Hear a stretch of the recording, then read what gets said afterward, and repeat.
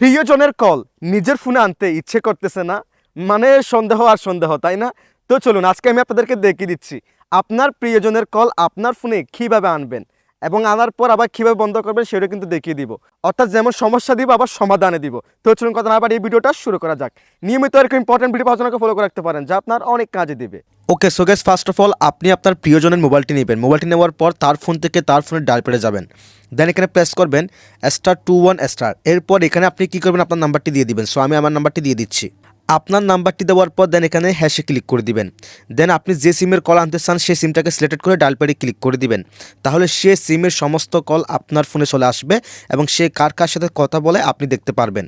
আবার এটাকে বন্ধ করার জন্য আবার আপনি কি করবেন, আপনার প্রিয়জনের মোবাইলটি নেবেন। দেন প্রেস করবেন ওর ফোনে ডায়াল প্যাডে এসে #21# দিয়ে যে সিমে আগে আপনি এই কাজটি করেছিলেন সে সিমটাকে সিলেক্ট করে ডায়াল প্যাডে ক্লিক করে দিবেন। তাহলে আগের মতো আবার বন্ধ হয়ে যাবে, তার ফোনের সমস্ত কল আপনার ফোনে আসা বন্ধ হয়ে যাবে।